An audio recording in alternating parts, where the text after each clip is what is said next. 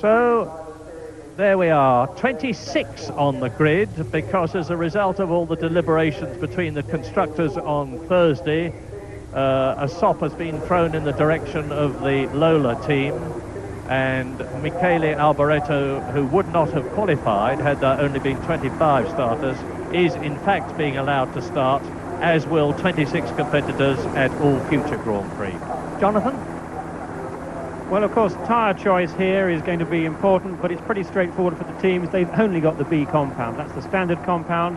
The wear rate does appear to be sufficient for the teams to go all the way through this 45-lap race without changing. But I suspect the problem will not be one of excessive wear, but one of performance dropping off.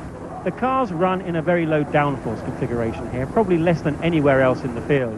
And that's because the top speeds are very high. You have to try and get as much speed as you can. You run a very little wing amount to do that, but that makes the cars very low on grip. They slide around a lot, and that could well overheat the tyres, so I think we could be seeing some pit stops after all. Pierluigi Martini, you see there in row 11 in the Minardi. He had a gearbox problem this morning, and the two Lolas. Badeur has had 3 crashes in 3 days. He crashed on Friday. They rebuilt the car. He crashed again yesterday. And this morning, of course, he was involved with Derek Warwick's awful-looking accident. There is the gallant Derek Warwick, sitting in his footwork Mugen. And he's starting very well up on the grid with his teammate, Aguri Suzuki, in the footwork, starting from 8th, and Derek is 11th. And the footwork Mugen cars are going. Now, here is a replay of Derek Warwick. There he is on the right. He has hit the Lola of Badeur. Both the wheels on the right are missing. He overturns, plows through the gravel, and is hanging upside down in his harness. After that accident, Jonathan Palmer spoke to Derek Warwick. Derek, it seems quite incredible that you can be here about to start the race after that horrendous accident. How do you feel? I feel okay. I've got a bit of a stiff neck, obviously, because going into the gravel upside down sort of compacted my head into the car. But I've been to the hospital and we've had x-rays, and it seems everything is fine, no problems at all. So, you know, to me, I didn't have an accident. Here we are, it's race day, and it's important for us to score points. Well, that's tremendous news, but do you know how the accident happened? Yeah, I mean, I come out the Os curve, and as you know, here in the wet, you can't see anything. And I was behind Senna and Prost, and there's a big spray, but they're obviously going quite quick.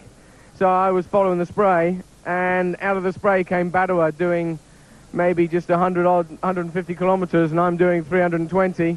And I never even had time to swerve. I just took the right-hand side right out of the car, and then the car sort of flew a little bit, came down, and then I decided to take the car against the Armco to try and slow the car down, because at that point I was still going the same speed, and I was frightened the car was going to turn over.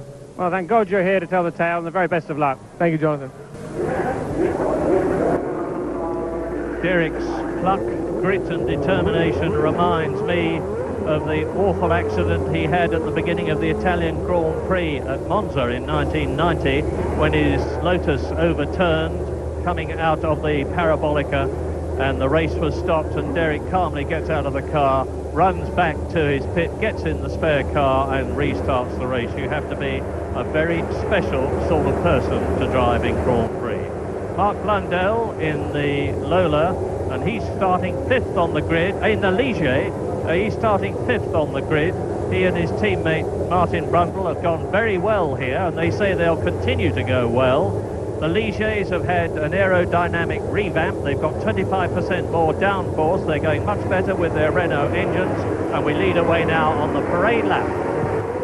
Now as Alain Prost leads the field away through to turn 1, this is the first corner that takes the field out onto the main fast part of the circuit. The circuit here at Hockenheim has its own unique character. It has this stadium section. You can see the backdrop with the amphitheatre of grandstands there, but that takes just half a mile. Now you can see them going out towards the first chicane. Now once the race is underway, they'll be doing some 210, 212 miles an hour as they accelerate up. That is the maximum speed towards the first chicane. Then it's hard on the brakes. They'll be braking from 212 there down to 60 miles an hour for that chicane, second gear. punching out of the corner again, accelerating up to the second of these three legs on this fast outback section of the circuit. Up this time, not quite so fast, to about 200 miles an hour before the Ost curve chicane.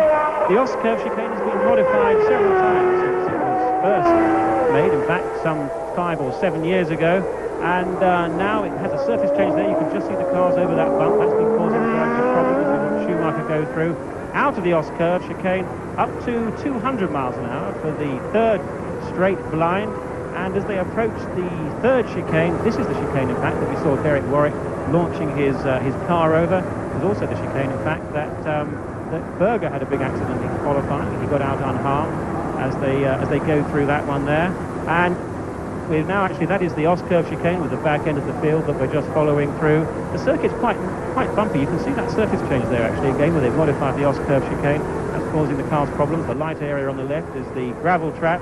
And you can see the dense forests each side. Now those are the forests that trap the water vapor. If it rains and the spray comes off those tires, that causes a real problem because there's no wind to get at the spray, and it hovers there. So they've come out of that. That's the third chicane there. That was where we saw Derek Warwick go upside down.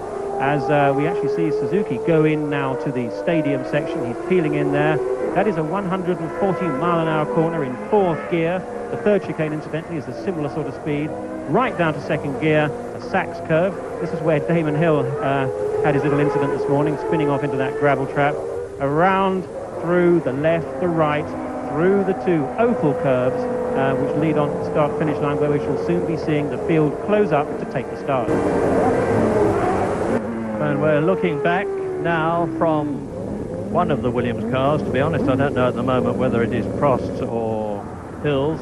But the significant thing about the German Grand Prix is that Benetton and McLaren, and they're both using the Ford Series 7 engine here today, have closed the performance gap with the Williams Renault. Both Michael Schumacher, who starts third on the grid, and Ayrton Senna, who is fourth, qualified less than a second slower than Alain Prost and Damon Hill. So we're very optimistic about seeing a good, tight, close race today. And this is a circuit where the drivers are flat out for 70% of the race. It's an engine breaker, and it's very demanding indeed. Although the race is only going to last about an hour and 20 minutes, I will be very surprised if more than half of them finish. So, watch for the lights. 45 laps, up to 7 seconds after the red, the green. Go, and Schumacher blasts out, and straight into the lead goes the Williams, and Prost is down. There's several cars ahead of Alain Prost. He's had another bad start. So Damon Hill has done it again. He leads out of the Motordrome. There is the Williams. Schumacher is behind him in second place. Prost is coming through to try and take Senna, and he does so. And in fifth position, it is Martin Brundle. So Hill leads, Schumacher second, Senna and Prost going into the chicane together. And somebody's put a wheel in the dust and a spinner there. It's Senna. Ayrton Senna has spun. Ayrton Senna has spun in the McLaren, and he's down to last on the first lap. I didn't see exactly what happened, but there was obviously contact, almost certainly, between the determined Alain Prost and the equally determined Senna. So there, Prost across the chicane. That's where Mansell went across last year in the Ost curve at the top. They come into that section very slowly indeed, and there's a retirement. Well, it was one of the LaRousse cars, and it is Eric Comas out on lap 1. And Damon Hill leads, Schumacher second. Prost has now got to set about catching his teammates, but before he can catch Damon Hill, he's got to catch and get past Michael Schumacher. And Schumacher has probably got half a second a lap, adrenaline charge. Look at the German flags waving in the background, and this is only the first lap out of 45, and I remind you that Michael Schumacher is in the spare Benetton, not the car he intended to drive. A testimony to his skill and determination. So, lap 1 completed. Hill, Schumacher, Alain Prost coming towards us. Behind him, Martin Brundle is fourth in the Ligier. His teammate Blundell is fifth. Patrese is sixth. Then Berger is seventh. Alesi is in seventh position. And the rest of them go streaming through with Ayrton Senna still last. Replay of the start. Schumacher goes for it. Yes, we can see Schumacher there making a great start from the third row, getting ahead of the Williams. Senna actually managing to get on the inside there, I think, of Prost going through turn one. So as they go out now onto the main straight, which will probably leave the start soon. But what was interesting on that is clearly Senna's got a lot of work to do now. Prost used his power advantage to come alongside Senna on that long drag up to the first chicane. Senna, though, was going to try and muscle his way round the outside, and I just saw a puff of dust as Senna tried to go around the outside of Prost into that first chicane. He got two wheels on the curb. It was a manoeuvre that is very much in Senna's style, but on this occasion he did not get away with it, ended up losing control of the car and giving himself a lot of work to do now. And you saw he's already passed the Lolas of Alboreto and Bader, and I think we're now going to see some vintage Grand Prix racing from one of the finest of all time, coming up from last on the completion of the first lap to where at the end? Well, I would be sure that he'll be in the points if he finishes, but meantime it is still Schumacher there in the Benetton forward on lap 2. He's into the Motordrome now, round the Sachs curve into the Opel curve, which leads to the completion of the lap when he goes round this right-handed section now. He's up into sixth gear, doing about 170 miles an hour. The gap between Hill and Schumacher on lap 1 was exactly 1.97 seconds, and it's now 3.2 seconds. So Damon Hill is pulling away, and I'm glad to say that Michael Andretti is now. Michael Andretti is going strong. There is Senna, and he's now past Katayama. He's past Fittipaldi. He's past the two Lolas. There is Senna. And on lap 2, race order is Hill leads, Schumacher, Prost is third, Brundle is fourth, Blundell, his teammate, is fifth, Patrese is sixth. Then it's the two Ferraris of Berger and Alesi. Michael Andretti has completed a lap and is in ninth position and went very well in the warm-up, incidentally. There he is going into the chicane, following Thierry Boutsen. Ayrton Senna following Thierry Boutsen, and Boutsen is in 19th place. And in front of Boutsen is Alio, with Comas having already retired. And the producer is very sensibly staying with Ayrton Senna because he's carving his way through the field like a hot knife through butter. He's taken Boutsen, he's got Alio in front of him in the Larousse now. Alio is in 18th place. And in front of Alio is JJ Leto. Senna on the right, taking Alio, so Senna is now 18th from 26th, and this is lap 3 out of 45. Next target, JJ Leto. Coming towards us is Derek Warwick, followed by Suzuki, followed by Johnny Herbert, followed by Fittipaldi. There is Barrichello, that is Leto, and here is Ayrton Senna in 18th position. Damon Hill has just gone through in the lead at the end of lap 3, and the gap between him and Schumacher is 3.2 seconds. You watch the mercurial Ayrton Senna. There is Fittipaldi, his countryman who comes from Sao Paulo, does Fittipaldi in the Minardi Ford. So Warwick, Suzuki, Herbert, Fittipaldi, Zanardi, Barrichello, Leto and Senna. Ayrton Senna now 18th. And look, he's got to cut his way past all these drivers. He will do it, of course. There's absolutely no doubt about that. And you really have to get your timing and your tactics right when you're in his situation. Yes, here at Hockenheim is one of those rare circuits where slipstreaming and overtaking really are a relatively easy thing to do. As we see Senna there, slipstream, he got the toe on the salver, came alongside and managed to outbrake him into that first chicane. But of course for Senna it's a lot of hard work. For Schumacher he must be feeling some relief because these two have been incredibly closely matched all the way through. We've got Prost there who on lap 3 set the fastest lap, and that means that between the first three, Hill, Schumacher and Prost, we've got a battle lining up, and I think we can expect to see those three actually pull away from the two Ligiers behind. A great shame that Senna did make that mistake, I think, on the first lap, because, as I said, these two have been incredibly closely matched. Indeed, on top speed, they were within 100th of a second in qualifying. Quite extraordinary. Senna has passed Leto. He's chasing another countryman, also from Sao Paulo, Rubens Barrichello, in the Jordan Hart, and Barrichello is in 16th position. And in front of him is Zanardi in the Lotus, who's driving, incidentally, with a broken bone in his left foot and a plaster cast. Senna challenging Barrichello. Now, Barrichello is not going to give way willingly. He will know that it's Senna behind him, because it's a very distinctive shape and colour is the McLaren Ford. Now, lap 5 out of 45, 1/7 distance, or more than that already, with Hill leading, Schumacher second, but the gap is down to 2.2 seconds, so the German has closed. Prost is third, just 1 second behind Schumacher. Fourth and fifth, as you see, are Brundle and Blundell. Patrese is in the points at sixth position, and Alain Prost in third position is right with Michael Schumacher on lap 5 out of 45 as they go into the Oscar.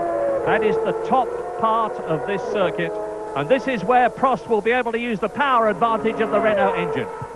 Yes, Prost right in the toe of Schumacher now, but Damon Hill on his fourth lap has gone about 1.5 seconds slower than he did previously. Now, he's clearly had no traffic ahead of him, so I hope that's not some kind of problem. Perhaps he just got a bit wide. Now, we're riding there with Prost right behind Schumacher. You can see him tucking in. He's following all the dirty air from Schumacher's car coming into the stadium. As he comes in there, you'll see those grandstands, or you could if they hadn't changed the frame. There are the grandstands, the crowd, some 170,000 of them round. Prost in the Williams there, a little bit less horsepower perhaps now. The L fuel was deemed to be not exactly conforming with the interpretation of the regulations, and there is Andretti pulling off. Yet again another miserable race for Andretti, 12th in qualifying. He was better in the warm-up, but that looks like the end of his race, something mechanical perhaps there. And he draws up alongside Eric Gomez's LaRousse. I don't know what poor Michael Andretti has to do to finish a Grand Prix successfully. He scored points twice this year, but this is the 10th race, and now Prost is poised to pull out of the slipstream of Michael Schumacher and use the power of the Renault to go past, which he does, up into second position. Now, something flew up. You saw it as well as I did. I don't know whether it was a bit of rubber debris from Senna's coming together, but whatever, it doesn't seem to have affected either cars. And now Prost has got to do something about that 2.5 second gap on lap 6 out of 45 between him and the car ahead of him, which is Damon Hill, his teammate in the second Williams Renault. Damon didn't do his car any harm, or himself physically, when he spun off in the warm-up this morning, and that looks like less than 2.5 seconds to me, but he didn't do his ego very much good. And Prost is, I think, closing, and so is Schumacher. I do hope there's nothing wrong with Damon Hill's Williams Renault. So Hill, Schumacher, Prost, Brundle, Blundell, but the two Ligiers, fourth and fifth, are dropping back. We're riding with Prost now, taking Michael Schumacher's Benetton Ford ahead. The Frenchman smoothly moves to the left. He's got the momentum, he's got the power. You can see Hill's... And look, you saw there was a puff of smoke or something from the car ahead from Damon Hill. I don't know if it was just sparks from the under tray, or if he put his wheel on the dusty section of the course, but there's something happened, and here he is anyway, and he's completing the lap. The gap was 2.6 seconds between Hill leading and Schumacher second on the previous lap. It's now 3 seconds between Hill and Prost, as fourth and fifth, Brundle and Blundell in the two Ligiers are battling, going through into the first long leg into the forest. And Damon Hill has just made the fastest lap of the race, 1 minute 45.236 seconds, which is about 3 seconds off Riccardo Patrese's lap record last year in the Williams Renault, when Riccardo was recovering from his tyre stop and trying unsuccessfully to get past Ayrton Senna's McLaren Honda, as it was last year. But now the two Englishmen in the Ligiers. Now, why are we looking at this replay? Well, there you can see the answer. There's two people off. I can't see who they are in this blurred picture. Well, one of them looked like a footwork, but I will reserve judgment on that, because here you can see Alain Prost who has already this year won 6 times in the Williams Renault. He's closing up on Damon Hill. These are the top 3. We're on lap 7, and in the background you see the 2 Ligiers. You saw Riccardo Patrese's car. We're into the motordrome now, and I'm glad to say that that flash that I saw from Hill's car, he's getting it very out of shape there, was sparks from the skid plates underneath the tray at the bottom of the car. So it looks to me as though Damon Hill may have a handling problem. I know that both the Williams Renaults had a great deal of trouble in getting their active suspension set up right in practice. Both Hill and Prost were complaining about the bumps and had to work very hard to improve things yesterday. Alain Prost quickest then, 1 minute 45.079, and that is 7/10 of a second faster, and he's going for it. Prost is about to take the lead from Hill, and he does so. Now, Jonathan, I'm noticing that Hill is sparking from the under tray all the time. Do you think that there is a suspension problem?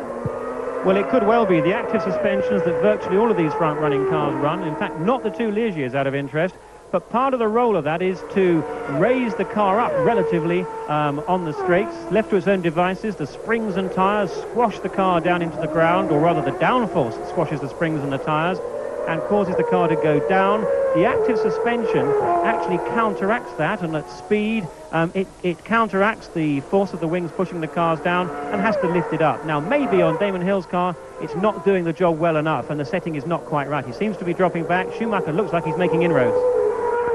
Yes, the very determined German is definitely closing up on Damon Hill's Williams Renault. Derek Warwick has been in the pits. He's disappeared from our lap chart, and I fear that the Englishman may have had to say enough after that colossal bash. No, he's back. He's back in the race. I'm glad to say that Derek Warwick has rejoined. He's gone back from the pits into the race, and on lap 8 you look at Damon Hill in second position. There is Schumacher behind him. They're entering the start and finish straight. And Schumacher, I remind you again, as you watch the top 3, Prost, Hill, Schumacher, and then a clear track, Schumacher in the spare Benetton. The 2 beautifully matched Ligiers are together, but Riccardo Patrese there is closing up on them, no doubt about that. In 7th position, it is now Alesi. 8th there is Berger. And 9th behind him is Carl Wendlinger. And in 10th position, there is Ayrton Senna, who has worked his way up in the McLaren Ford from 26th on the first lap to the position he is in now. 10th place. He is really flying. Senna's lap time, incidentally, 1 minute 1:45.967.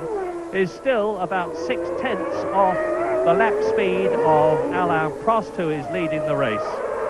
But before very much longer, Senna, I'm sure, is going to be in the points. His next target is Carl Wendlinger's Sauber Ilmor. There's the Brazilian. He's on lap 9 out of 45. And it really is, to put it mildly, a great pity that he went off for whatever reason on the first lap. Absolutely, it's a great shame for Senna, of course, but it has also deprived us of one of the potentially great battles of the race. You know, Senna and Schumacher have been very, very evenly matched. McLaren have made some good progress since the last race at Silverstone, and interestingly, Senna has done his first testing for the team, believe it or not, since February this year, but that's obviously worked to good effect. They ran the latest Series 8 specification Ford engine in qualifying. They've reverted to the Series 7 in the race, mainly, I think, because of greater reliability. They have had some problems, or they had some problem with a gearbox oil leak in the morning warm-up with Senna's car, and I think they've taken the conservative route. But there are the 2 Ligiers. These have been very evenly matched. They're running the same V10 engine as the 2 Williams cars, but they do not have the active suspension, and that is quite a disadvantage here at Hockenheim. So they're doing a great job, as are the 2 Ferraris. Alesi going well, Berger going well. Worth bearing in mind that because of their excessive fuel consumption, these Ferraris have to start the race some 30 kilos heavier because of the increased fuel load they have to carry because of that thirsty, and it has to be said, not particularly powerful engine. You're watching Senna, 10th place, the footwork comes into the pits again. I suspect it's Suzuki. Derek Warwick's been into the pits. You remember I said I couldn't identify the cars that went off. Well, one of them was certainly Derek Warwick's footwork, and he had damage to his car. And it looks as though Suzuki has been given a stop-go 10-second penalty for some reason. And it also looks to me as though Damon Hill has got the bit between his teeth, has taken a deep breath, is charging, and he is now only 0.8 of a second behind Alain Prost, and the gap earlier on was 1.5 seconds.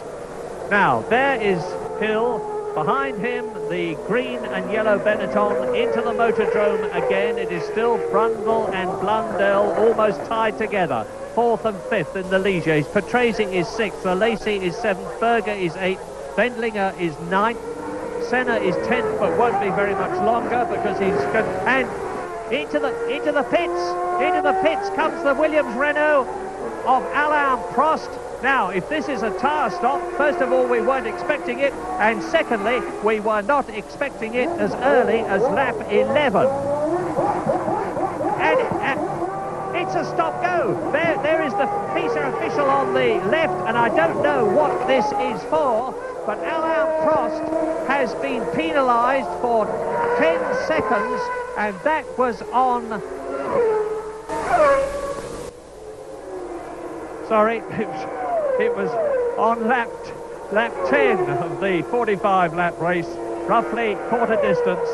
So I have the news that there have been stop-go penalties for cars 2 and 25. That is Alain Prost, and car 25 is Martin Brundle. Well, I haven't seen him come in, and I will try and find out what these stop-go penalties are for. I must tell you, I don't have the faintest idea at the moment.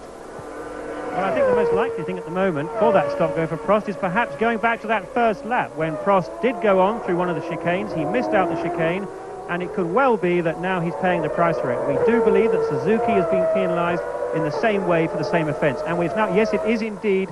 In fact, Brundle as well also has a stop-go. This looks like a real traffic jam here with stop-go penalties in the pit lane because of people cutting through these chicanes. Now, it's not actually that difficult with these cars. They're very light on grip, very low downforce, so the track gets dirty and they can easily go straight on.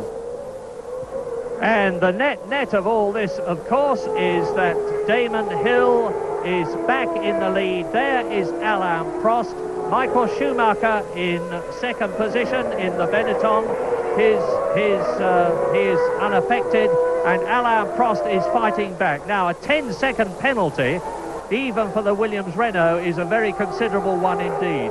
And on lap 10, and they're just coming through to complete another lap, and there is Alain Prost doing so, chasing Schumacher, and followed by the Ferrari of Jean Alesi. The order is Damon Hill leading Schumacher by 2.3 seconds.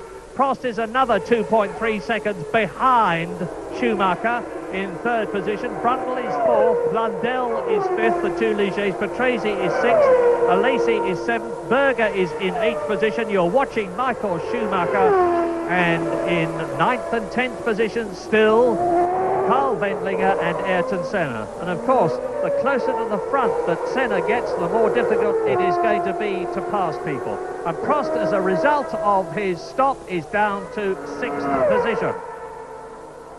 So, there are the two leaders, and that is Michael Schumacher. Well, he's already won one Grand Prix in his career. He won in Belgium last year and became the third youngest Grand Prix driver in the history of the sport to win a race. And Damon Hill has got his time and his effort cut out now to keep the Flying German behind him as they enter the Motordrome, and they are now on their 11th lap, just coming up to complete it. You're watching the leader, Damon Hill. Of course, it's just worth pointing out that these 10-second penalties actually incur far more than a 10-second penalty for the cars concerned, because by the time they come up into the pit lane, and it's relatively slow coming in at Hockenheim, then accelerate on the way out, they probably lose something like 20-25 seconds in all. As we watch there, there's the Benetton there. I think it's Schumacher going through. Schumacher was in scintillating form in qualifying. He set his time, third fastest time on for the grid in the dying minutes of yesterday's session. And he really drove that car around like a rally car. quite extraordinary. There's Patrese there, going well in his Benetton, closing up towards the Ligiers. The way that Prost went by Schumacher, in fact, was no great surprise, because those Williams cars are 6 miles an hour faster in a straight line, and that tells. Now, the metaphorical dust seems to have settled after Suzuki's stop, after the stop of Alain Prost, and after the stop of Martin Brundle. And you're watching now the Benetton of Riccardo Patrese and Alain Prost, and the race order is there after 12 laps. As you can see, Hill 3.5 seconds ahead of Schumacher. Mark Blundell has moved up into 3rd position with Riccardo Patrese in 4th place. That is Alain Prost in 5th position. In 6th position is Jean Alesi, and here they come. Now, Blundell, Schumacher, Prost, Ligier, Benetton, Williams, followed by the Ferrari, and we are on lap 12.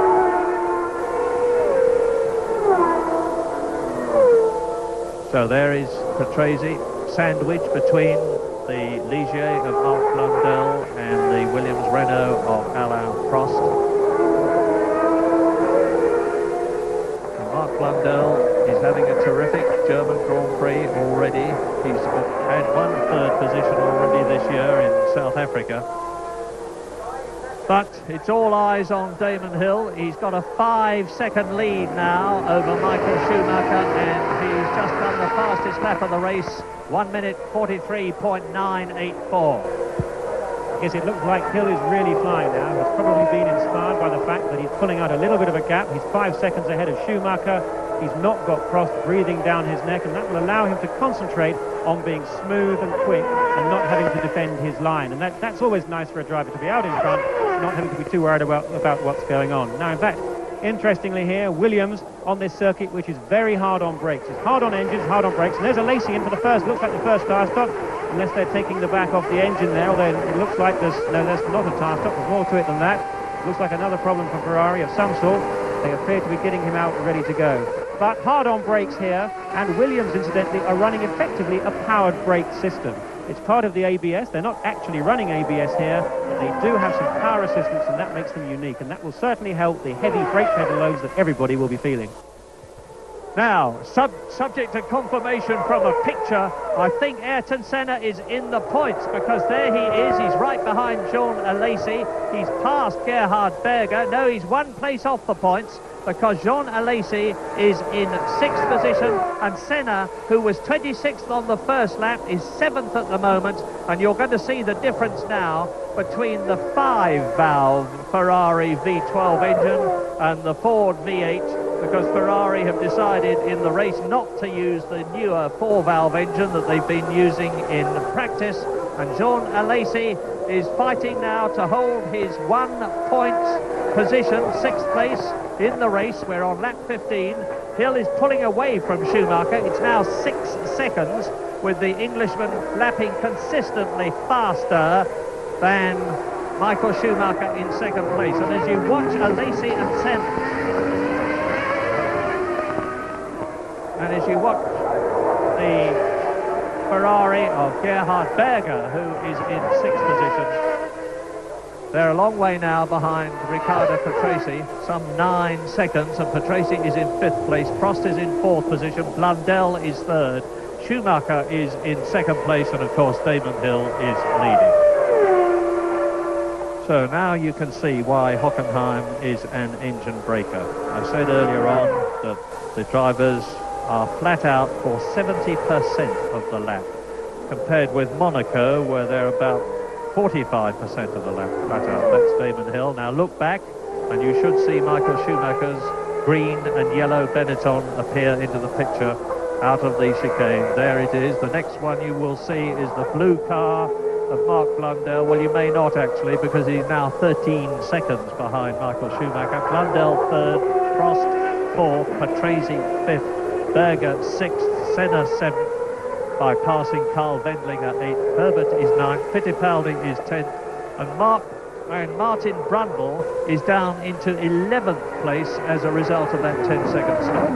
On the left of that graphic is the throttle pedal position of Michael Schumacher's foot, In the middle, you see the speed in kilometers an hour, and the gear is the single figure underneath, and the revs on the right. So 12,000, 13,000, and the revs pitching up and down all the time. And Schumacher is dropping back all the time. Hill's just gone. Oh!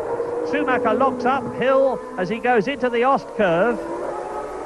The new configuration of the Ost curve is really catching people out. It caught Mansell out last year when he actually went off the course and across a bit of the old course for a few yards before he rejoined, chasing Ayrton Senna, and Michael Schumacher nearly did that then. He's pushing terribly hard in second place and won't have done his tyres any good at all. There is Alain Prost in fourth position. In third position, because he's got ahead of Mark Blundell, so Prost is up to third.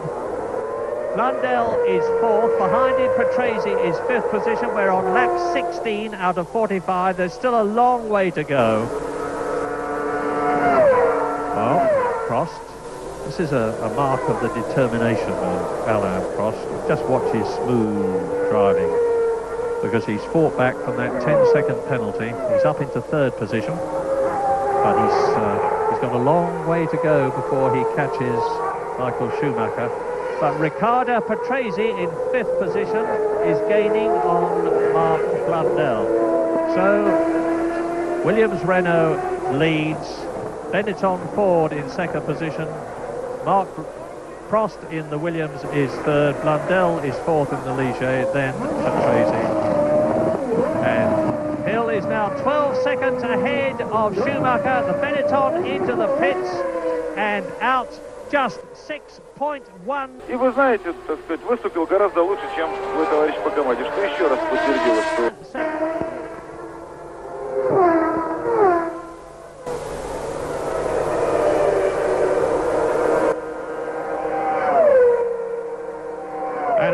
And on lap 17 of the German Grand Prix here at Hockenheim, Damon Hill is now leading Michael Schumacher by a considerable amount, because the German has just come in and changed tyres. Alain Prost was in third position and may well have gone up to second. To be honest, I was concentrating on Schumacher, but there is Prost. Blundell is still carrying on well in the points in the Ligier, ahead of Riccardo Patrese, Gerhard Berger. Ayrton Senna is challenging for sixth position in the points, having gone down to 26th position on the first lap, and Alain Prost is showing his quality. So the two Benettons are together behind Prost, which must mean that Alain Prost is up into second position behind his teammate Damon Hill. The German Grand Prix is well and truly on now. There is Blundell in third position, Michael Schumacher in fourth position, just ahead of Riccardo Patrese, who is fifth, as Damon Hill comes up to lap Aguri Suzuki.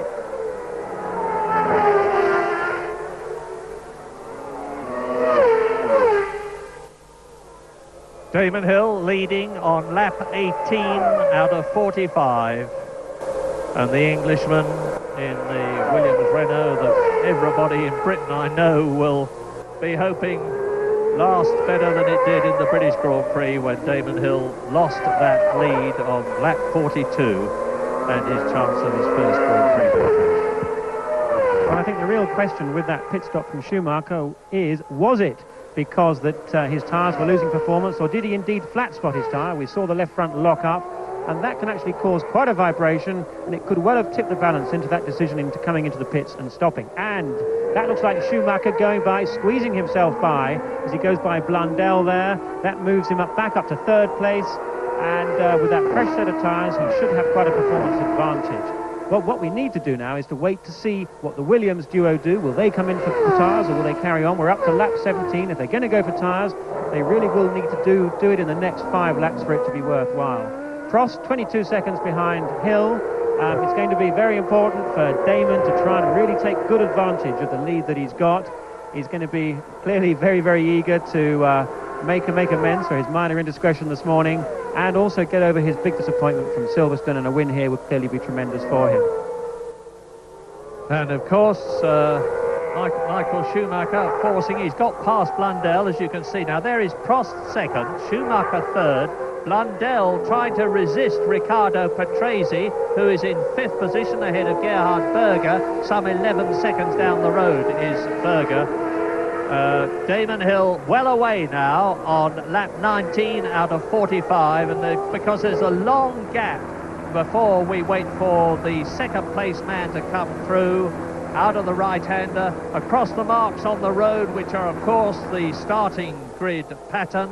Alain Prost is 21 seconds now on lap 19. We're getting on towards half distance, and 21 seconds is an enormous gap. Now, you are watching the Ferrari and Ayrton Senna. As towards us comes Gerhard Berger. He is in sixth position. Senna behind him is in seventh place. And the Austrian is staving off his ex-teammate, because for 3 years they were in the McLaren team together. And Gerhard Berger, who went off very badly indeed yesterday in practice in the Ferrari and destroyed it, as a result of which he's in the spare car today. Looks as though he's about to lose sixth position to Ayrton Senna, who forces his way up the inside, but the right-hander is Gerhard Berger's, the left-hander is still his, and the right, because he got the right line entering the chicane, and he's still sixth. Yes, Senna clearly exercising a bit more caution on that particular lap through the chicane than he did when he tried to go around the outside of Prost. Clearly Berger doing a very good job staving off. Oh, Senna slid, then he locked up the back end. We saw the car get a bit out of shape. He's having a very hard job getting by Berger. The Ferrari hasn't been especially quick on the straights compared to the McLaren, so I'm surprised it's taking Senna that long, and he's going to find this immensely frustrating. He needs to try and get up into certainly another few places up for him to feel that it's been any kind of worthwhile race for him. McLaren, as we said, going a lot better, running the same specification engines now as the Benetton team. Benetton don't seem to be over happy with the situation. The McLaren appear to have engine parity, but clearly Senna is the man who has the chance to challenge Williams for the World Championship. Into the motordrome. Now this is the left hand of the Sachs curve. It's a second Kia corner. They take it at about 70 miles an hour, accelerate up into third, and about 100 miles an hour for the Opel curve.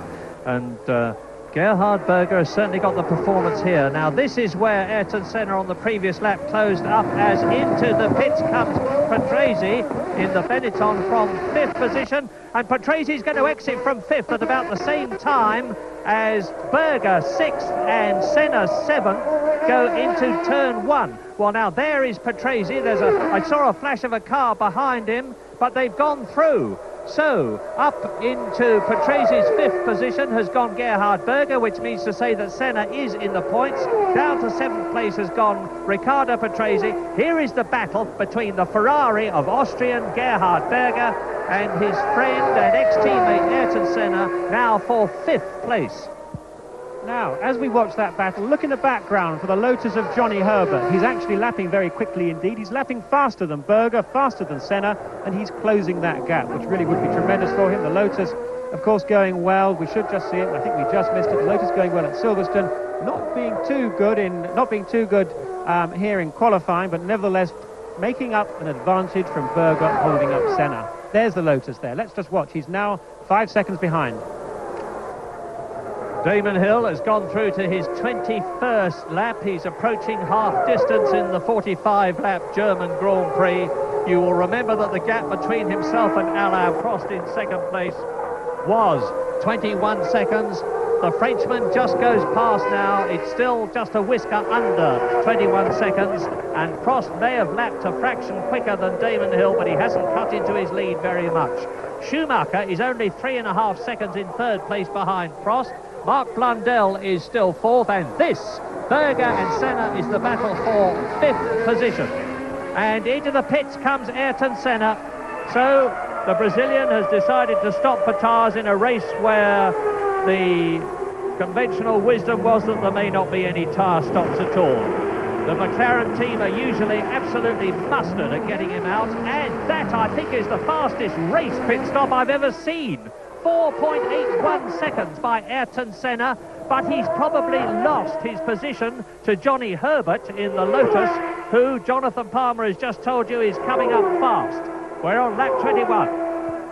That was wonderful choreography there from those McLaren mechanics. 4.8, absolutely superb. And there's Patrese going off. Patrese's had an off, and that's with his new tyres on. Herbert now trying to capitalise on it, take advantage of it. Let's see what happens there. See if Herbert can get the jump on Patrese now. But Senna made the right decision then. He was being held up by Berger. He was losing a second and a half a lap.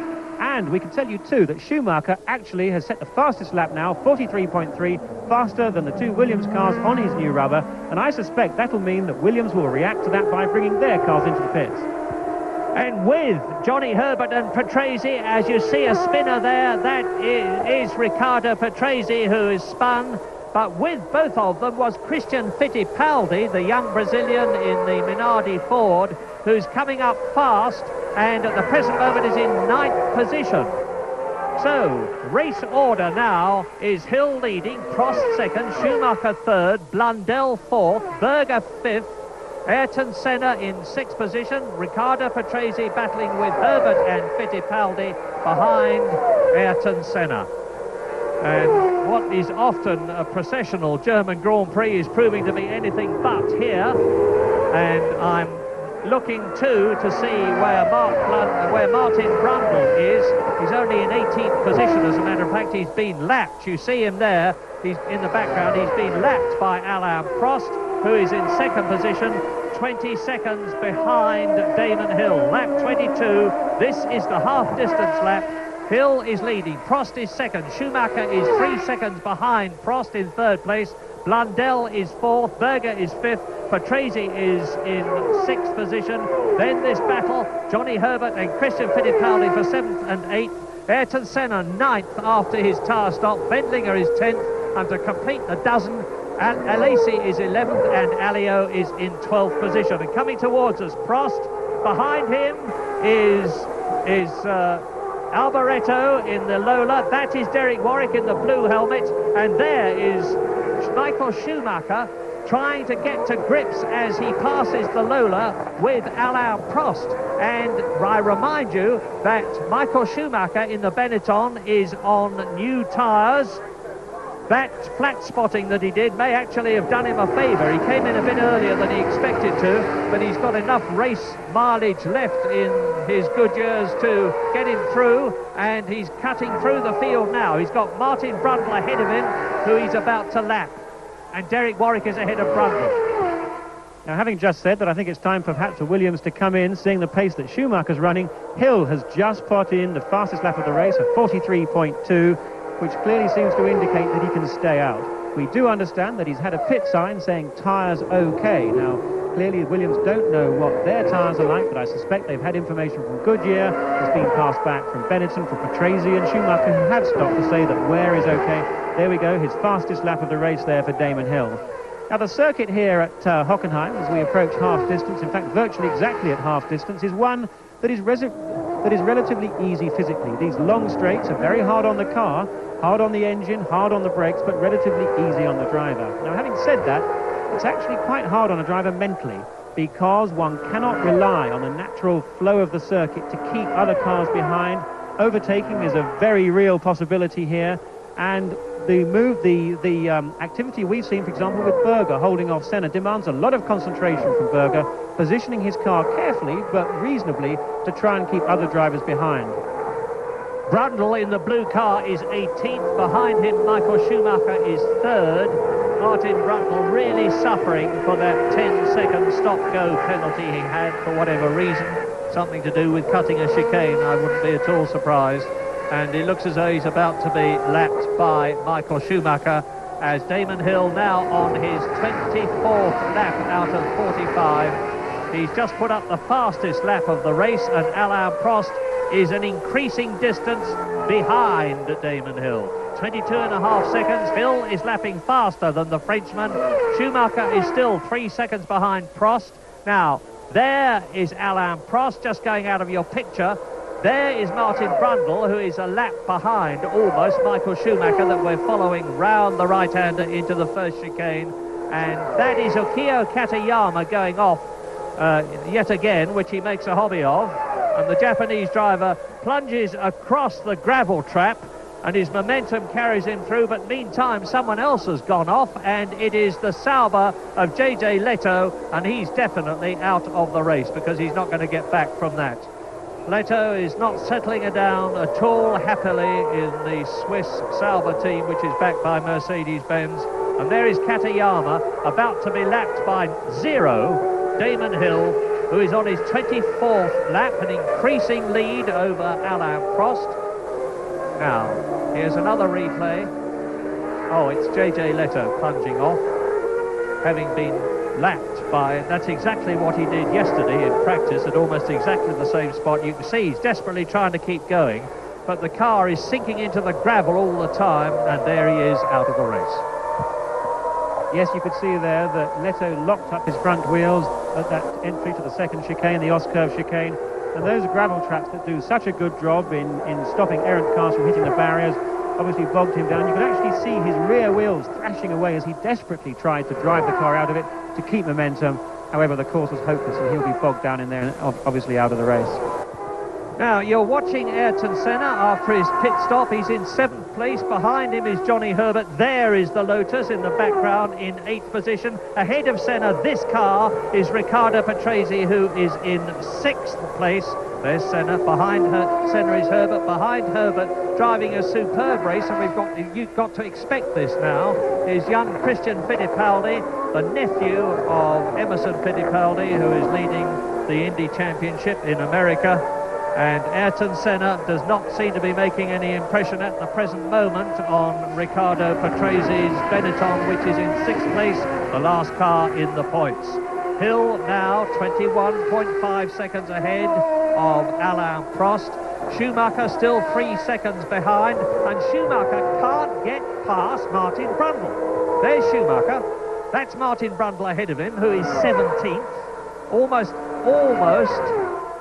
4.3 miles behind, effectively, Michael Schumacher, as you watch Mark Blundell challenging Gerhard Berger now for 4th position.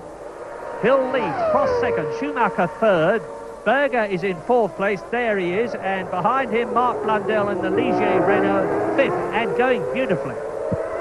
Now, straight line speeds are all important, and don't forget there that Mark Blundell's Ligier has the Renault engine, which we assume has about 60 horsepower more than the others, including the Ferrari engine of Gerhard Berger. So we should see Blundell manage to get by Berger, which is of course a different story to that we've seen with Brundle.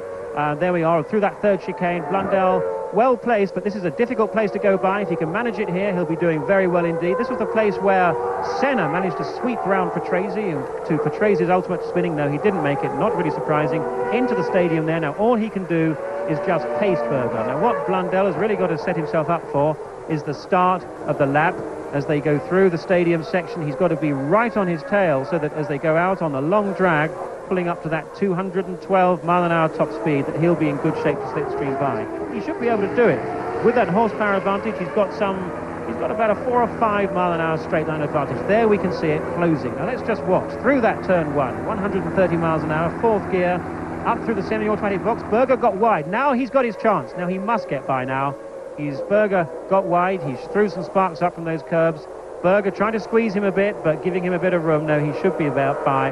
Now, unless Blundell breaks too early, he's got the inside line for the chicane. He really ought to get through. Berger's not going to give up, though. Berger is not giving up. But, no, that was very nice driving. Good driving there.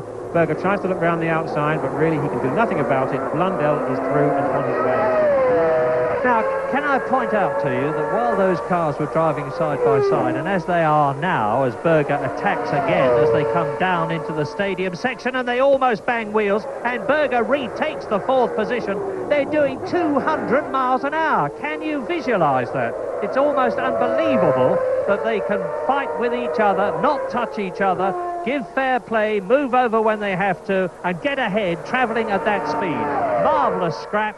Gerhard Berger is 4th, Mark Blundell is 5th. Behind them, Riccardo Patrese is closing up a bit because these two are tending to get in each other's way. Riccardo Patrese, you'll see his car next. There it is in the background in 6th position, as again Mark Blundell tries for 4th.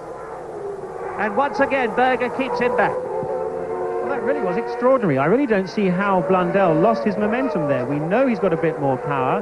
It was almost as though he missed a gear coming out of that chicane. But these cars have the semi-automatic gearbox, and that shouldn't be possible. It's merely flicking the switch, or indeed you can run the gearbox in a fully automatic form. But he's now got to start that whole sequence all over again. He's got to tuck into Berger. They're coming up past the start-finish line. He's got to position himself accurately for this turn one. Now let's see what happens this time. We should see a complete scenario, but what you can see here, you've got two real tigers. Berger never gives up, but Mark Blundell too is a really forceful driver. Let's see what happens. 4th, 5th, 6th and 7th, and in the background Ayrton Senna. 4th, Berger, Ferrari.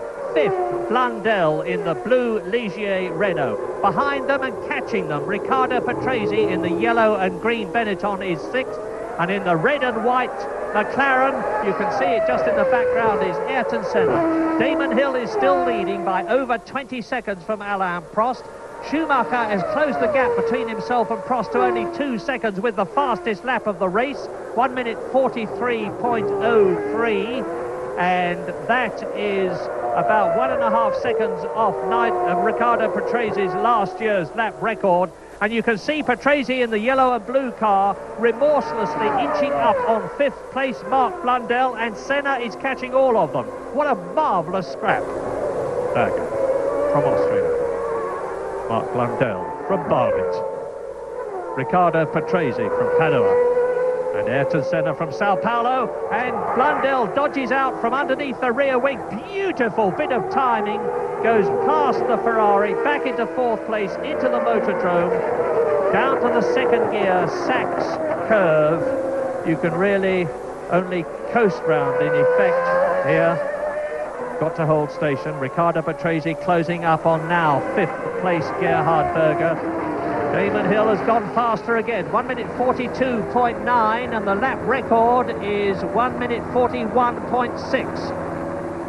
So, Berger 5th, Patrese 6th, Senna 7th, and Blundell has created clean air between himself and the 3 behind him, and they're having to fight to keep each other back as Senna comes out from Patrese's slipstream and goes through into 6th position. Does he? Yes. This is an epic drive by Ayrton Senna. It certainly is, an epic drive there from Mark Blundell too. That overtaking manoeuvre we saw was brilliantly executed. He got the momentum. He was closing he was closing all the way through that 3rd chicane, closing Blundell, and he pulled out, flicked his way by, and got the advantage over Berger. And into that stadium corner is not easy, but Berger left him room. Blundell came up the inside and took full advantage. Now we've got Senna on with Berger now too. And again, these two are very closely matched. Patrese waiting in behind, seeing what's going on. Incidentally, Patrese's 250th Grand Prix here. Blundell out on his way. Patrese there, following Senna, Berger. And this is tremendous stuff. This really is superb. Coming down towards the stadium now. And Patrese goes by. Patrese by Berger as they go into the stadium. Patrese, of course, on new tyres. Berger, we think, on the original set. Senna on new tyres too. I said to Riccardo Patrese, what about your 250th Grand Prix? It's an all-time record, way ahead of anybody else. And he said, I don't care about which Grand Prix it is. I care about the last one and the next one. I'm not concerned whether it's my 250th or my 300th. Well, there are those who say that the Italian veteran has lost his touch, but I don't see it. But I do see Okio Katayama going off yet again in the Tyrrell Yamaha. Now, has he done it permanently this time? I expect has he lost the engine? I do not see any power going through those rear wheels. And here is Damon Hill on lap 29 out of 45, coming up to 2/3 distance, and he's maintaining seemingly quite easily his 22nd lead over Alain Prost, and he has just lapped Rubens Barrichello in the Jordan, and Barrichello is in 12th place. So Hill leading by a long way. Barrichello in 12th position, lapped. Behind him is Philippe Alliot in the Larousse 13th and lapped. Alain Prost is still 20 seconds behind. Schumacher is 2.6 seconds in third place behind Alain Prost. There is the German, and he's got ahead, as you can see, of Martin Brundle. Now, we didn't see that happen, but Schumacher has got past the Ligier Renault, and that's enabled him to close the gap between himself and Alain Prost. There is Prost, and that is Ayrton Senna, who is now in fourth position behind Michael Schumacher. A quite incredible drive by three times world champion Ayrton Senna, because it bears repeating that he's come up from 26th on lap 1 to fourth position on now lap 30, or it will be when he crosses the line very shortly. And you can see the mass grandstands in the back. There's 100,000 spectators seated around the Motordrome section of Hockenheim. There's another 70,000 spread out. And Mark Blundell is being caught by Ayrton Senna. Mark Blundell is fourth. There is Senna in fifth place, ahead of Riccardo Patrese. Hill is on lap 30, still 20 seconds ahead of Prost. And the Ford V8 engine, which McLaren took this year after losing the Honda V12 at the end of 1992, has served them extremely well, because Ayrton Senna has already won 3 Grand Prix this year against expectations in Brazil, at Donington and Monaco. There's Blundell.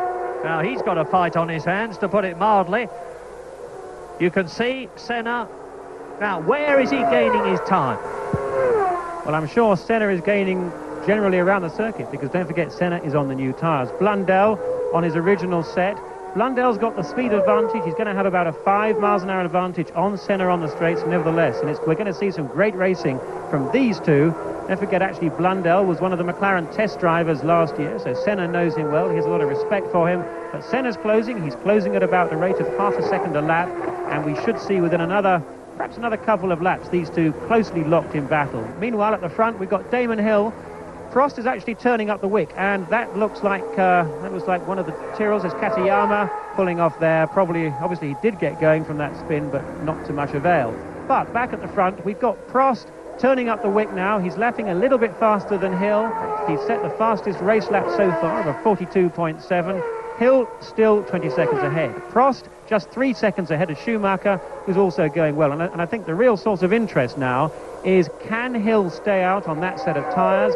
If he can, I really do think he's looking in very good shape, because we have a mere 15 laps to go now. For Prost to pull in 1.5 seconds a lap looks pretty impossible for me. So I think that providing that set of tyres on Hill's Williams can last the distance, then I think he's going to be in very good shape indeed.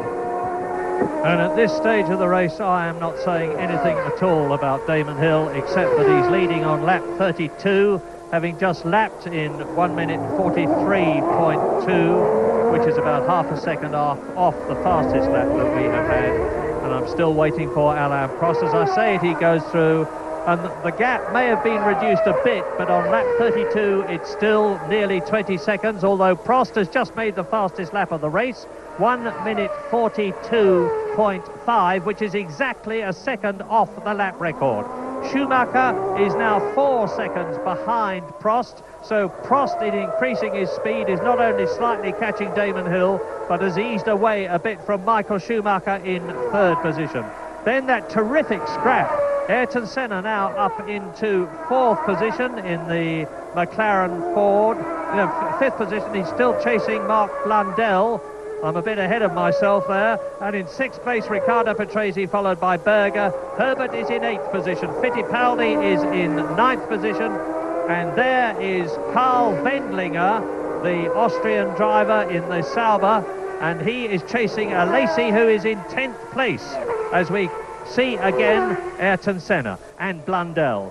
And Mark Blundell, who is very inexperienced compared with Ayrton Senna, because this is only Blundell's 24th Grand Prix, and it is Ayrton Senna's 152nd. But Blundell is holding the Brazilian off. Blundell in the Ligier, and there in the background you see Riccardo Patrese, 6th place, Berger 7th, Herbert 8th, Fittipaldi 9th, Jean Alesi in 10th position. and we're on lap 33. There's just 12 laps to go. Well, I take my hat off to Mark Blundell, because as Jonathan Palmer has just reminded us, Ayrton Senna, after that incredibly quick 4.81 seconds tyre stop, is on new rubber, and Schumacher in third place comes in for new tyres. Now, he should be able to get out well before the battle for fourth position. In fact, he has, because he was a long way sprinting out of the pit lane now, rejoining the circuit on the exit from the motordrome to the first leg up to chicane 1. And Michael Schumacher exits having taken on fresh tyres. Now, he may well have decided that he was not making up any time on Alain Prost ahead of him, and it would be worth his time at this stage of the race to take on new tyres in the hope that they would give him the extra speed. I'd be surprised, Marion, actually, on that, because Schumacher did, after all, come in for that admittedly early pit stop. Therefore, he was on his second set. We've got Hill and Prost still on their first set. So to think that it was worthwhile stopping once again does seem rather extraordinary to me. But nevertheless, I think it's more likely that he had some kind of problem. Maybe he had a blister. Maybe the tyres were vibrating. We know he's in the spare car. He's perhaps not as happy. I suspect he will not be as happy with the handling of his car as he would have done had he been in his original race car.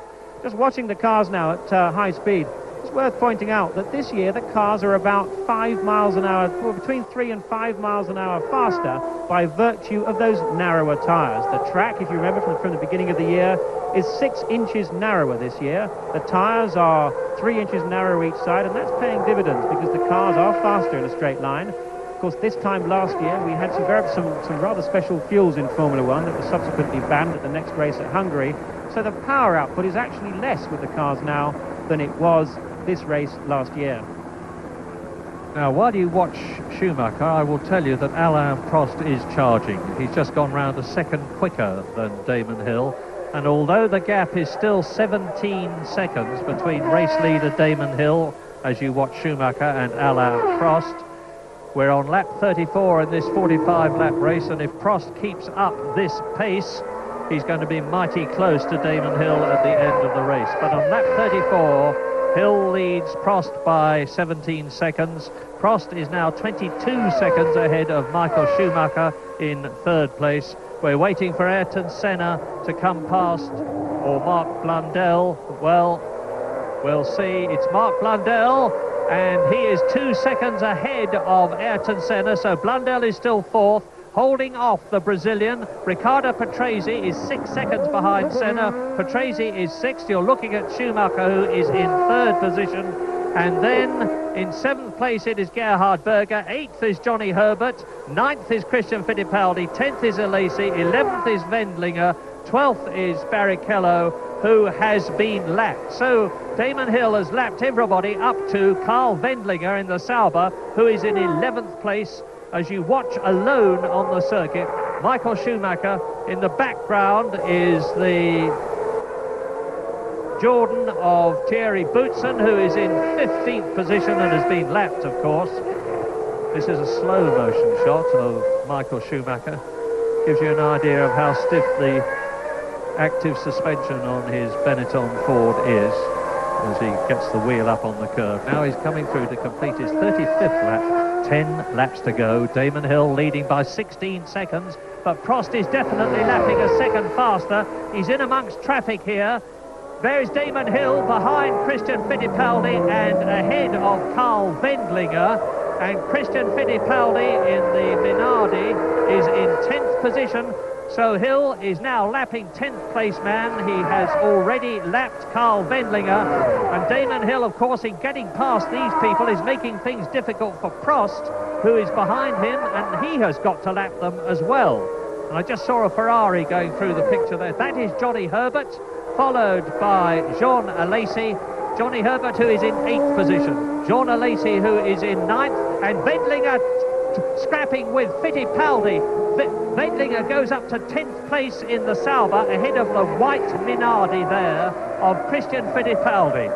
So there's a lot of scraps all down the field, and the gap between Damon Hill now and Alain Prost is 16 seconds.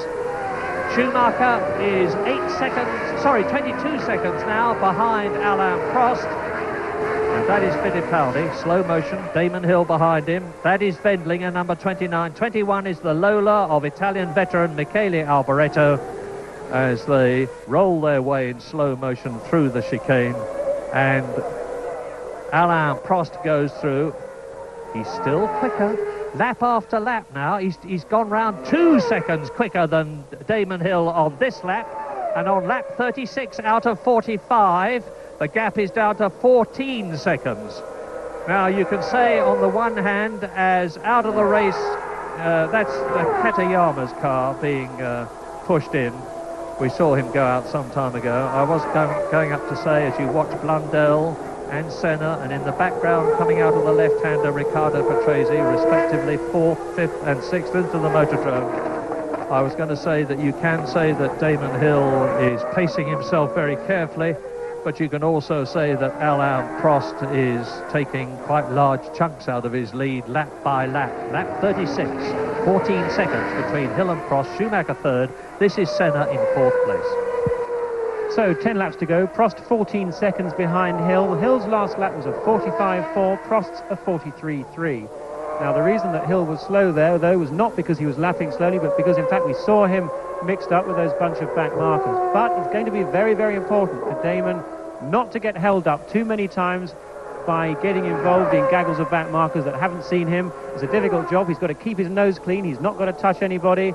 He should, with that kind of advantage, though, 14 seconds, he should be able to maintain it to the flag, mechanical reliability permitting. And, of course, at Silverstone, he had an engine problem. The engine blew spectacularly. We saw that. It also blew actually in Spain too. So Damon has been the unlucky one of the Williams duo. Let's just hope that it all keeps together for him here. There we are, 43.2 from Hill, proving that he can keep it on the pace. Mind you, a 42.2 from Prost. Prost is really turning up the wick now. He's only 13 seconds behind. This looks like being a very exciting end to the race. And Derek Warwick is caught by Riccardo Patrese. Riccardo Patrese, who is in 6th position. Derek Warwick, who is in 18th place. Now, is he keeping Riccardo Patrese back? No, Derek Warwick moves over. And what a man of iron Derek Warwick is. He went off at 200 miles an hour this morning. You saw that awful accident earlier on. He upended his car, the footwork, in the gravel trap, and was literally eating gravel. Came out of the car, had a rest, went to hospital, had an x-ray, came back and said, I'm going to drive. Amazing. Riccardo Patrese then, 6th position, goes into the left-hander at the Sachs curve in the motordrome, watched by 100,000 Germans. Now the right-hander at the Opel curve, which he completes, and into the start and finish straight in this right-hander here, and that will be to complete his 36th lap in 6th place in the points. As you watch now, Damon Hill, and he's coming up to lap, it looks like, Sandro Zanardi in the 2nd Lotus. And Hill, it's Johnny Herbert, my apologies, spotted the Lotus, and Hill comes up behind him, and he's going to lap him as they go out of the motordrome. And behind now then Damon Hill, Johnny Herbert 8th and Lacey 9th, you can see them. So this is the race leader. He has lapped the battle for 8th position, which is being waged by Johnny Herbert, and there is the Ferrari of Jean Alesi. And Senna comes through to lap Christian Fittipaldi, which Mark Blundell has already done. Mark Blundell driving the race of his life. You may say that the race of his life was the 3rd place that he had in South Africa, but he hadn't got the pressure there that he has now. And to be able to keep behind him, 3 times world champion Ayrton Senna, who has won 39 Grand Prix in his life, is a superb achievement. And Ligier, who were taken over by a new owner at the beginning of this year, set themselves a World Championship points target of 30 points for the whole season. They've got 15 at the half-distance point, and it looks as though they're going to get more in this race, with Blundell still in 4th place into lap 38 ahead of Senna. Yes, Ligier came in for a fair bit of criticism from the French press over the winter for taking 2 British drivers, but I'm sure there is little question now that that decision has been vindicated. they are one of the few teams to really make dramatic strides of progress, and a consequence, I'm in no doubt, of the good work, the great work, in fact, that Mark Blundell and Martin Brundle have done there. Senna following. It's going to be very hard, you know, for Senna to actually catch up and certainly to overtake the Ligier with its performance advantage. But at the front, thinking of Renault engines, Damon Hill now 12.5 seconds ahead. He's still looking reasonably comfortable, but of course it's great to see Williams racing here at all, because a week ago that really did look in question. In the wake of the FISA decision, we had active suspension, traction control, semi-automatic gearboxes, all apparently being banned for this race at Hockenheim. Fortunately, sanity ruled last Thursday, and these devices were all allowed to run not just for this race, but for the remainder of the season. That was the only really sane decision. But there are going to be new regulations formulated in the next couple of weeks, and I think there's little doubt we're going to see passive cars, i.e. without active suspension, without traction control, and that has to be good news, but possibly with semi-automatic gearboxes for 1994. We're on lap 39 out of 45. Prost is continuing to lap a second faster than Damon Hill. The gap is down to 11.8 seconds now, so it's getting closer and closer. Michael Schumacher, that you watch, you will just have seen, has gone round in 1 minute 41.8, and that is only 0.2 of a second off last year's lap record by Riccardo Patrese in the Williams Renault, using wider tyres, better fuel and greater downforce, which meant to say that he had a quicker car. So Michael Schumacher on his third set of tyres, he stopped twice, is really flying now. I have to say, I don't think he's got a hope of catching Prost. He's some 20 seconds behind him, and but he is lapping 1.2 seconds faster than Prost. Now coming towards us is Michele Alboreto, who looks as though he's going to finish a Grand Prix in the Lola Ferrari. The Italian, who's driven for Ferrari himself, has had a couple of 11th places this year, but that's all. And still, Blundell is ahead of Senna. Blundell 4th, Senna 5th. Hill leads. Prost is in second position. In third place, it's still Schumacher. 6th behind Senna is Patrese. 7th is Berger.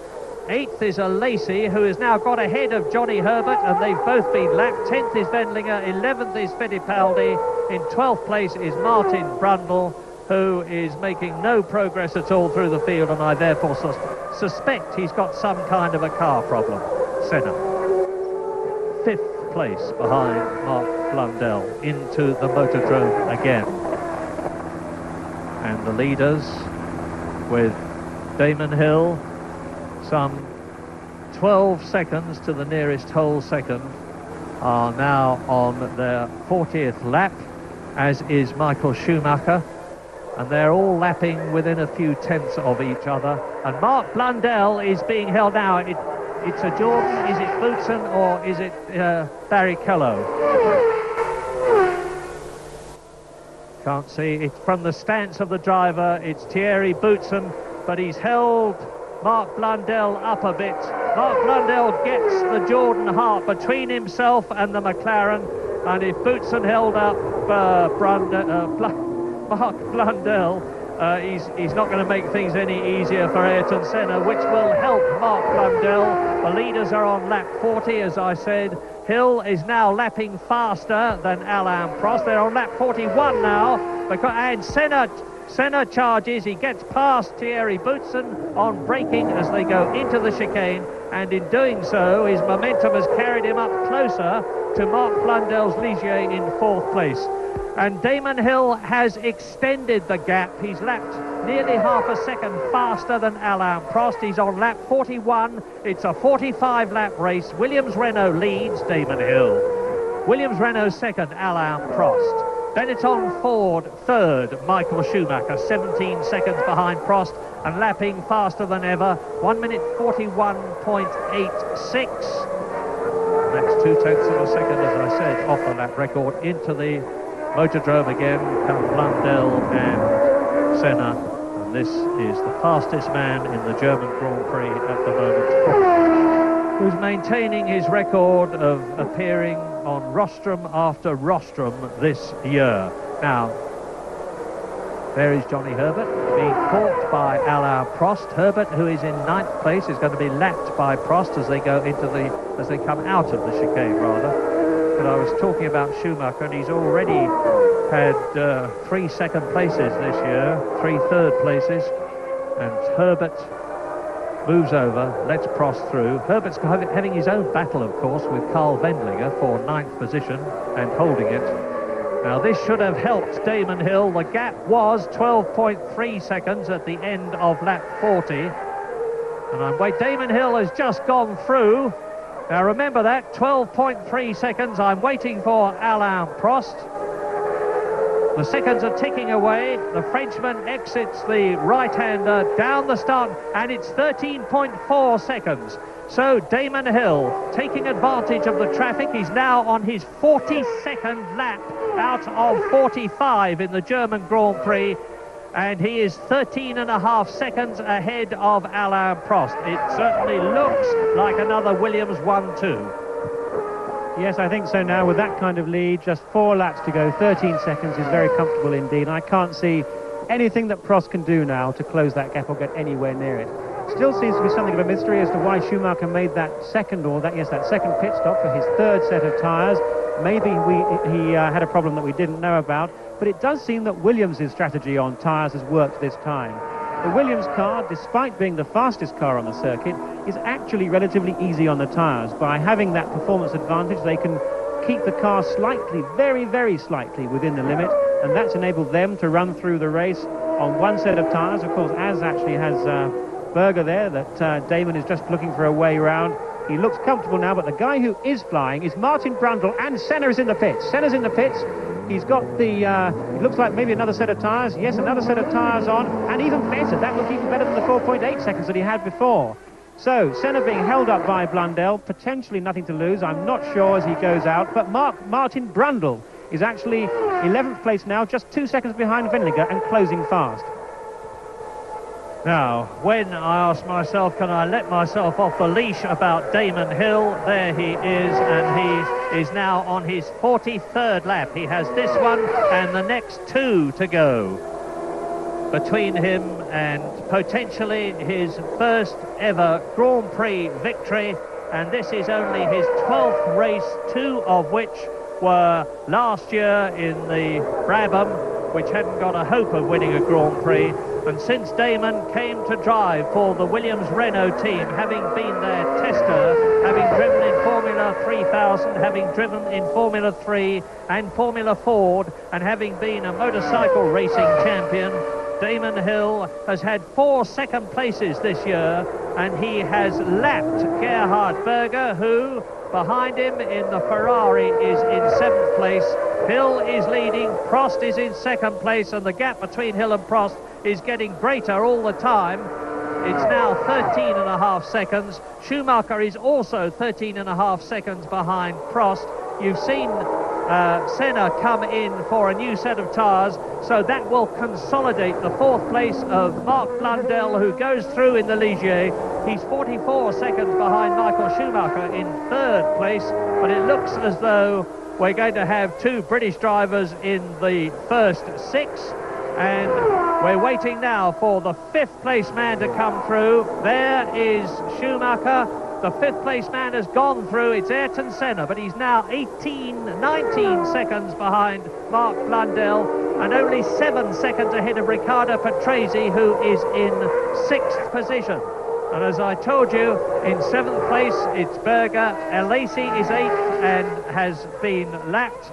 Johnny Herbert is in 9th position, and Damon Hill is now on his last lap but 1. There are only 8.4 miles, less than that, only 8 miles between Damon Hill in the Williams-Renault, who spun off in the wet warm-up this morning. It may have bruised his ego a bit, but he didn't let it worry him. And Damon Hill, who was consistently fast behind Alain Prost in practice and who started from 2nd position on the grid, is now, as I say, on his 44th lap, entering the Ost curve, and he can afford to take it relatively easily, to back off just that amount that you need to do to make sure that everything is okay. Here he is, and he's... Now, I cannot believe it! It's a tyre, it's the left rear tyre of Damon Hill, and for the second race in succession, Damon Hill has had... There's Prost going through to win almost certainly the German Grand Prix. For the second race in succession, Damon Hill has had appalling luck. In the British Grand Prix, his engine packs up. In the German Grand Prix, his left rear tyre packs up, and he's tried to limp back to the pits. This is Schumacher going through to take second place from him. There he is. Next it will be Mark Blundell, who moves up into third position. Senna will be fourth, Patrese will be fifth, Berger will be seventh ahead of Alesi, Martin Brundle will be in eighth position. But yet again, fate has snatched victory from the hands of Damon Hill. This is a replay. You see the Ferrari of Gerhard Berger come out from behind the rear wing of Damon Hill, and it looks as though the Williams tyre strategy, sadly, was not right. Yes, I think that's exactly the right conclusion there. Of course, it was a similar strategy, as I recall, that put Nigel Mansell out in a very similar incident in Adelaide, the last Grand Prix of the year, back in, 1987, I believe. Isn't that absolutely incredible? I mean, Damon Hill, engine problems at Silverstone, tyre problems tyre problems rather here, but why him? He'll be thinking, why me and not Prost? Why does it always happen to me? Well, Prost has been very fortunate to win this race here, assuming that he goes on to do so without further problems. He made a poor start, he then ran wide, he had that 10-second penalty, and to actually come out and take a victory, if he can do it, really will be rather fortuitous for him. But there we are, Hill, he's actually gone off, he's in the stadium. He will have lost control, probably at relatively low speed, as he tried to limp back to the pits. Behind, of course, Prost, Schumacher made, I'm sure, the best possible use of the car that he's had this weekend. He made that second pit stop, we don't quite know why, but second place, a very good reward, and I'm sure he'll get much more rapturous applause for that on the rostrum than Prost will for being on the front. Mark Blundell, a brilliant drive, superb positioning there. Senna paid the price for that mistake on the first lap. He should have been second, nevertheless a great drive coming back. And Alain Prost is in the closing stages of the last lap of the German Grand Prix. The Frenchman is going to win here for the 7th time this year. Alain Prost exits the last corner, sees the checkered flag, wins the German Grand Prix. But he, I'm sure, will be the first, as he was in Silverstone, to say this could have been, and perhaps should have been, Damon Hill's race. The hero of Germany, with the flags in the background, finishes second. Michael Schumacher, a fine drive in the spare car, which he leapt into at the very last moment when everybody was in position on the grid. And so now, with a Williams Renault having won, a Benetton Ford having finished second, we wait for Mark Blundell to come home in third position. And Schumacher is waiting for, I suspect, a German flag to be given to him. Yes, that's it, so that he can parade it before his joyous countrymen as Mark Blundell exits the Motordrome at the end of lap 45 in the German Grand Prix to take his third position this year, to give Ligier another 4 points by beating Ayrton Senna. And well, he's only just crossed the line, and it looks to me as though Mark Blundell has run out of petrol as Senna motors on. Well, Blundell finishes third, 8 seconds, nearly 9 seconds ahead of Ayrton Senna. So it's a Williams, the winner, a Benetton second, a Ligier third, a McLaren in fourth place. A long, long gap now before the fifth place man comes home, and it's Riccardo Patrese. He has done so. So Benetton again have got 2 cars home in the points in the top 6 places. Gerhard Berger in the Ferrari gets only his second points finish of the year for 6th place, ahead of his teammate Alesi. Both the Ferraris have finished, and that's very unusual this year. And Martin Brundle, 8th for Ligier, a lap down ahead of Carl Wendlinger, Johnny Herbert 10th, Christian Fittipaldi 11th, Philippe Alliot, 12th position in the Larousse. And poor Damon Hill is classified 15th, 2 laps down, which will be absolutely no consolation to him at all. Well, Jonathan, Damon had the jinx strike again. Lap 42 at Silverstone, and the same lap here, actually. It's not his lucky number, and he really deserved that race. Absolutely, yes. I think whilst at Silverstone there was always some conjecture as to whether or not Prost would have got by, could have got by, what would have happened in those last 15 or so laps. There was no question that with his 12-second lead with 4 laps to go, this race belonged to Damon Hill, and he'll be feeling absolutely numbed, I think, by that kind of incident. As we said, very similar to that which beset Mansell in Adelaide. The car this time though didn't get out of control as much. He managed to drive it back halfway back to the pits before he stopped. Really tremendously disappointing there, and perhaps for 2 races on the road now, Damon is really going to begin to wonder if he's got a real luck problem there. But nevertheless, I'm sure it'll come right. This race is still relatively young for him, or his career is young, let's put it like that. He's got many more races yet, and the important thing is that he has proven here today that he's got the ability to win Grand Prix and quite probably win World Championships, and that should maintain him his seat with Williams next year. Well, very happy Michael Schumacher. He's got nothing to be ashamed of. He started the race in the spare car. He's had to change tyres twice, and he's still finished in 2nd place. And the German is only 24 years old. This was only his 32nd Grand Prix, and he's very much a superstar of today and a world champion of tomorrow. I have absolutely no doubt of that at all. But Alain Prost, if my maths are right, is now 27 points ahead of Ayrton Senna in the World Championship, and looking more and more like a world champion for the 4th time.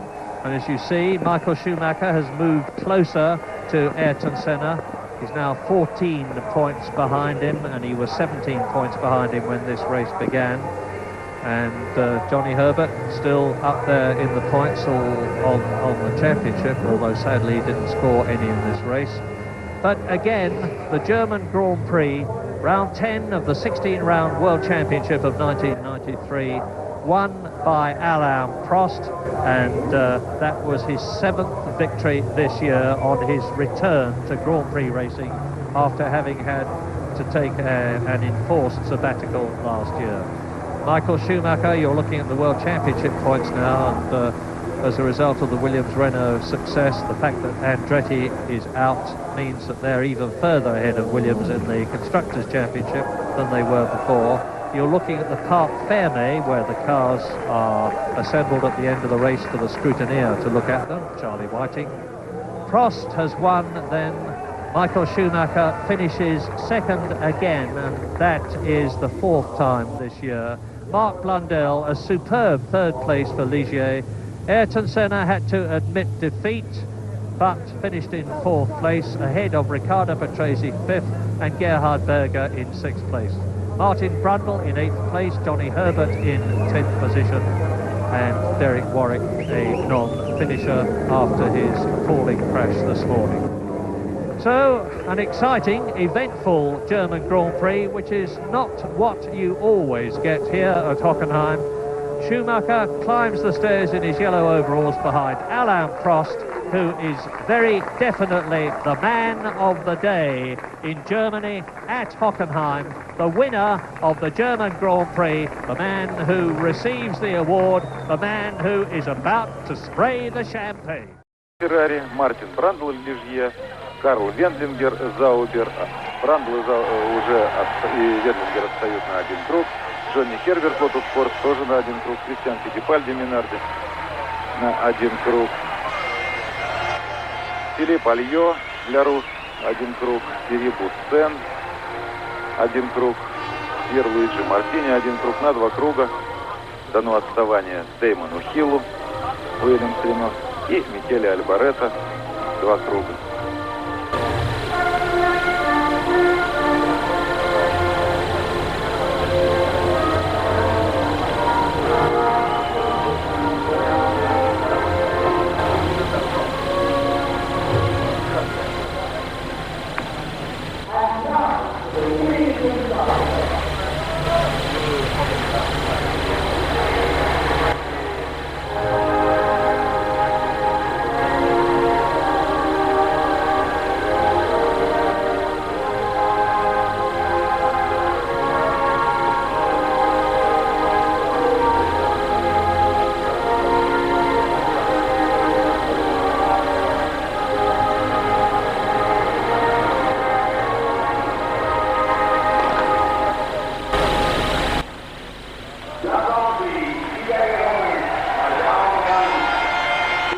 Прост, 51-я победа в истории гонок Формулы-1. Как я уже повторял, он своеобразный рекордсмен мира. Впрочем, он своеобразный рекордсмен мира в нынешнем сезоне и по числу первых позиций на старте. То есть квалификацию он был лучшим 7 раз, пока Дэймон Хилл его не остановил. Вот. Но теперь после остановки он снова. И, в общем, Прост по этому показателю в нынешнем сезоне не знает себе равных. Ну, а Михаэль Шумахер, немецкий гонщик, безумно счастлив. И я, в общем, знаю, что из ваших писем, что очень много поклонниц у нас в России Михаэля Шумахера, которые стали бы заезжать с ним на гонку, и даже я получил письма с просьбой передать ему привет и адрес. Вы знаете, мне довольно трудно сделать, потому что так он не расстается со своей подругой Кариной здесь. И если я начну еще при его подруге, которая везде его сопровождает, передавать какие-то приветы от других женщин, я, наверное, не очень корректно получится. Вот. Марк Бландел, англичанин, бронзовый призер. Ну и на прощание, прежде чем завершить трансляцию, я знаю, что многие волнуются, какова же ситуация сейчас вот с этим запретом. Все 26 машин, ведь вышедших на старт, признаны судьями, не соответствующими регламенту Формулы-1. Вы помните, активная подвеска, система контроля телеметрического с дистанции со стороны. Так вот, все 26 признаны недействительными. Международная федерация вроде бы запретила выступать с таким машинам. С другой стороны, по правилам Международной Федерации был подан протест. Королевский английский автомобильный клуб по поручению команд Макларен, Футуорг и Уильямс подал протест в апелляционную комиссию Международной Федерации. И пока этот протест не будет рассмотрен, все будет продолжаться так, как есть. Поэтому 2 августа в Париже соберется апелляционный комитет Международной Федерации автоспорта. Что он решит, вот так и будет. По прогнозам, будет найден какой-то компромисс к общему удовольствию. Во всяком случае, здесь был такой тайная встреча всех руководителей команд вместе с Берни Эклстоуном, представителем, президентом Федерации Ассоциации конструкторов Формулы-1, который представляет все эти команды в Международной Федерации. И они пришли к какому-то договору. Эклстоун на своей пресс-конференции не очень сильно распространялся по этому поводу. Но, во всяком случае, он так дал понять журналистам из своих ответов, что он вроде бы и против тех решений, которые собирается принять Международная Федерация, а с другой стороны готов их и поддержать, поскольку в них есть резон. И дал понять, что компромисс возможен. И назвал, в каких вещах возможен компромисс. Компромисс возможен в главном, чтобы Формула-1 оставалась самым интересным событием в мире автоспорта. А это отвечает в первую очередь, конечно же, интересам Эклстоуна, который является президентом Ассоциации конструкторов Формулы-1. Итак, я завершаю этот репортаж, который российское телевидение впрямую вело из Хокенхайма, Германии, об очередном этапе чемпионата мира в автогонках в классе Формулы-1 Гран-при Германии, который был организован творческим влиянием «Арена» совместно с фирмой Самипа из Монте-Карло. Репортаж вел Сергей Ческидов. Я благодарю вас за внимание. Всего доброго. На следующем этапе участники выступят в Гран-при Венгрии. И оттуда уже репортаж будет вести мой коллега Алексей Бурков. И я с удовольствием, как бы теперь заочно передаю ему слово, поскольку все эти дни, когда я вел репортажи, Алексей Бурков страховал меня в студии в Москве, что он делал и сегодня, за что ему огромное спасибо. До свидания. До следующей встречи. Auf das nächste Rennen und ich hoffe, dass Michael einen ähnlichen Erfolg in Budapest haben wird. Und damit zunächst einmal ganz schnell ins Studio zu Burkhard Weber. Alain, Michael, Mark, congratulations on a fantastic German Grand Prix. Alain, with under 2 laps to go, you had obviously settled for second place. I mean, when I had a penalty, I wanted to finish second at the best. I mean, in fact, I was thinking about getting points, maybe 3, 4. And I was catching them during the rest, but it was not very easy. It was decided to attack him at the end of the race, but then I had some vibration in the straight. I don't know if it was coming from the car or the tires, so I've decided to slow down and just finish second. It was good for the championship. and I saw he had a problem. It was half a surprise, in fact. So, but he was very unlucky again today. Yeah. Can you tell us a little bit about the penalty? Were you surprised by this 10-second penalty? I think I was more than surprised. I think it's scandal because we talk about this chicane this morning at the driver's briefing, and I went straight really on purpose just to avoid an accident with Martin Brundle. When I was braking, I saw him in the mirror. He was spinning behind me, and I knew that if I wanted to slow down and take the corner, it would have hit me for sure at the back.